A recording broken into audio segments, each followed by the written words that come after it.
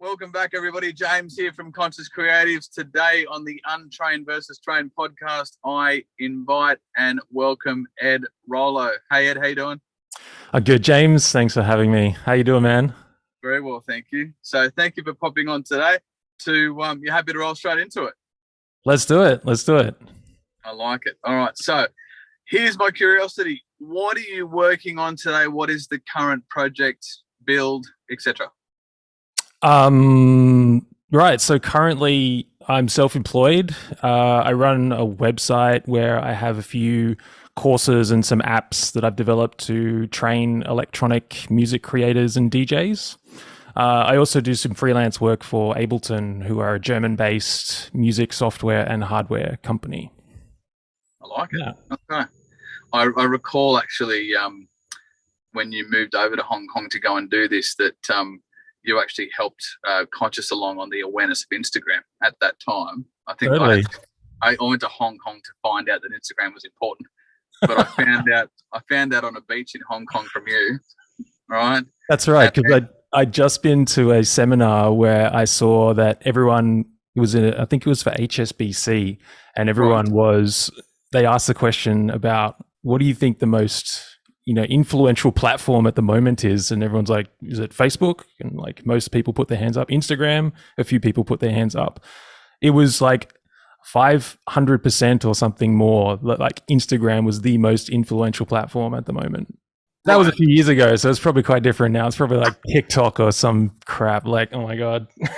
All good, but I think it was more the mark of my moment to realize how important it was back then to really get onto it. But what I liked about it was Conscious Creatives was in full flight by that point, but so was this side of your build. Totally. Yeah. Which really, that was the exciting part about seeing like Hong Kong through the eyes of that build of yours at that time, and now where you are today.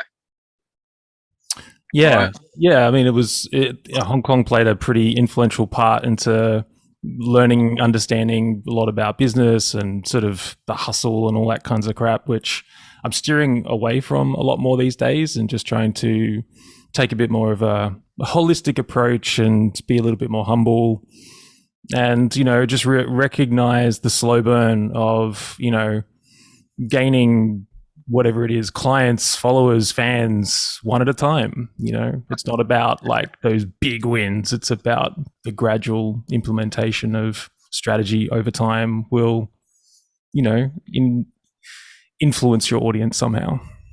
I like it. And so the curiosity, you have actually mentioned a few of these, but who would you regard today as your niche? Who are you helping? Who are your clients? Yeah, I'm currently redefining that, but I guess up until this point, and in general, a general sort of answer to that is that I help music makers, anyone who is willing to put in the work to become a music maker. Nice. Okay. And that still ranges across obviously like Australia and Hong Kong, or? Yeah.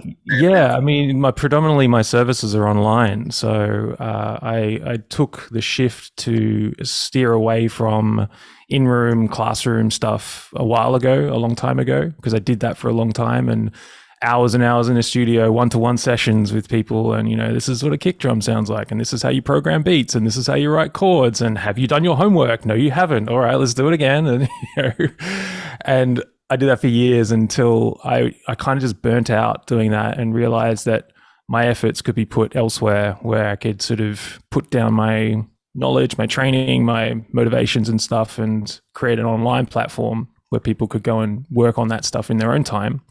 And currently I'm kind of redefining that and looking at a way to implement more, accountability, I suppose, as well, because it's easy to just purchase an online course and then like get 50% of the way through it and just go, whatever, I'll get back to that next year. So like accountability is like, it has to go hand in hand, I think, with a course, because, anyone can buy a course, not anyone can do it and actually finish it. I like the awareness. And when you have a look at the current build and where you're at with it now, what would you say, looking again at the theme of sort of untrained versus trained, what would you say would be the primary core skill that drives the business today? What are you trained in? What is the skill? Yeah, it's a hard one for me because I wouldn't exactly say that I'm trained for what I do. I'm an Ableton certified trainer, Ableton being the company that I freelance for, and they're predominantly the tools that I use to teach with Ableton Live and Ableton Push, tools for music makers. But that doesn't, make me who I am. It just enhances what I'm already doing. And I suppose like a decade of giving everything I have to growing as a music educator and a music maker myself is what I'm trained in. And like putting a few thousand hours of doing anything is pretty good training. No, I like it. And so I like how it's added to yourself. You've said it's not your whole thing, but it's added to you. So there is that Exactly. in there, which I like. And so honoring that, what would you regard as, if you look out to your, I guess, your peers or your market, what would be the main skill gap that you recognize that potentially you've trained up in yourself? What would be the main skill gap of folks out there in that space? I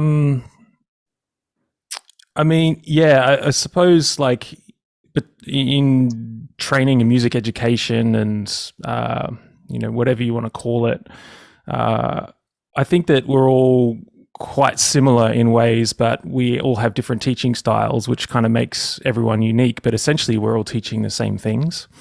And various people will gravitate towards certain trainers purely because of their own teaching styles and their own teaching methods, which I think is a great way to uniquely position yourself in the market. But something that I've noticed, which is kind of evidently clear through being incredibly good at what you do, doesn't necessarily translate to being incredibly good at teaching it, and vice versa. So, those who are great at teaching aren't necessarily always good at what they're teaching. So I kind of make it like important in my life to balance those two, like talking the talk and walking the walk. So that's something that I've noticed over the years. So there's a sort of sense of confidence in it. Yeah, and it's on the student, on the receiving end kind of thing. I'm curious of that. I'm always questioning that. And from me going along this path myself and my own journey, that you look up to your trainer, you look up to this person, and kind of interesting. The first thing people ask me when they walk in the door, and they're like, "Yeah, I want to like make beats and I want to do this." And so, do you make beats? And what's, can I listen to your music somewhere and all that sorts of stuff? And for the longest time, I was like, yeah, I mean, I sort of think I've got something on Dropbox somewhere, but so like really walking that walk as well, which enables you to talk the talk, I think, but yeah, they're both skills that have to be learned, and it's hard to balance those two areas, definitely. Wonderful to have the awareness, so I like that. And I got curious a while back. There was I posted a piece on Instagram a while back, which was, if you're bored of yourself and your business, then your clients will very likely be bored with you as well. And that sparked a conversation on your side. And I got very curious as to, can you speak on that? What was that, what was that about? And what was that sort of, I just got very curious because there was a post there and I went, I'll just see what happens for this. Right. And it sparked a discussion in somewhere. And I just thought I'd ask about that. I can't remember the specific post, but I could totally talk about that. I mean, yeah, I suppose it depends like what you're in it for. Like why did you get into this game in the first place? Is it for the follows, the likes, the sales, or did you actually want to solve problems for people and help people? That would be kind of my question on the boredom side of things. Like boredom just means that there's nothing interesting happening around you. Right. And if your clients don't interest you anymore, then perhaps there's a bigger problem at stake there, and potentially in the wrong profession. Yeah. Good clarity. I always find it fascinating when a post sparks a discussion, and you could post 10 things and people do a like on it, right? Yeah. And whatever the feedback is. But then if it actually sparks the discussion and you get some, there's sort of, it's juicier in a way. You're like, oh, look, what's over here that supported that piece. The final one that I had, what are you looking at as the vision of the build for next year? How does 2022 look for you? What's the vision there? Super exciting. Yeah, I've been quite mysterious about this for a while now, and very elusive on social media, because I'm building something that I think is really special and kind of a bit more of a like an end game for me in a way. I've been dabbling in many different areas and trying my hand at different places, but it's not quite been the sustainable model that's really been fulfilling me. Right. And it's only natural that it's not fulfilling my clients as well, or my audience, and so the current build and the outlook for 2022 is going to see like a complete restructuring of what I do, and a new model which will supply the tools, the structure, and the support to help music makers and motivate. I don't know if that's the right word, but inspire is another word I'm not too sure about either. I get really particular about like definitions of words. But it's to, encourage, motivate, inspire, whatever, musicians to keep making music, no matter where your skill level is or your limiting beliefs or whatever. Like, anyone can make music, and that's what I want to champion. Beautiful. I love the fact you could capture that. Anyone can make music, and that's what I want to champion. That's a beautiful tagline. I like it. You could quote me there. No, I like it. We could put that up easily. I love that. It shows so much respect of the art. It shows so much self-belief in your own journey and integrity with that. It shows so much. Beautiful. Sure. Well, look, thank you for the time. I really wanted to invite this on, more so from seeing the growth and evolution of yourself, but also the fact that realistically, from my side, you're one of the founding players, long-term friendships that was really there to nurture Conscious in its early days as well. Absolutely. And had earlier sort of touch point influences as we went. So that excites me, and I'm really grateful that our builds have, in a way, sort of paralleled each other that whole way. 100%. I really appreciate it, James, too, because you've been a massive influence over my own journey and my own growth, and just watching Conscious grow and how that's helped me as well. And if I can take this opportunity to sort of say that there was two things that always stuck with me as well, from little nuggets of wisdom that you constantly drop my way, which is fantastic. And one which is, make the air around you move. I never forget that one. That was like a big one for me. Making the air around you move rather than just being stagnant and just sort of sitting there and waiting for it to come to you. That was a big one for me, which was like a motivator or a kick in the ass to kind of like get off your seat and make it happen.